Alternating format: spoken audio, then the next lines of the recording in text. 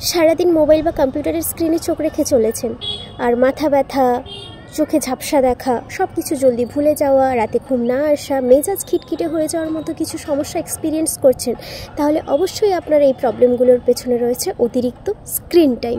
আর এই সমস্যাগুলো থেকে বাঁচতে কিছু সহজ উপায় মেনে চলুন।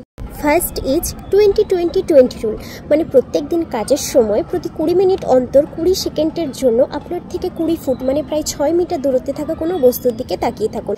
2 নাম্বার হলো মোবাইল বা ল্যাপটপ নাইট মোডে করে রাখতে পারেন, এছাড়া ব্লু লাইট ফিল্টার অন করে রাখতে পারেন। আর 3 নাম্বার হলো আপনার রুমের লাইট অনুযায়ী আপনার ফোনের ব্রাইটনেসটাকে অ্যাডজাস্ট করে রাখুন। 4 নাম্বার হলো অবসর সময় সবুজে হাঁটার চেষ্টা করুন, প্রকৃতি বা গাছপালার দিকে নজর রাখুন। প্রয়োজন মতো চোখের এক্সারসাইজ করুন, সেটা ক্লকওয়াইজ এবং অ্যান্টি ক্লকওয়াইজও। পর্যাপ্ত পরিমাণে জল খান, বিশ্রাম নিন, আর প্রয়োজনে মুখে চোখে একটু জলের ঝাপটা দিতে পারেন।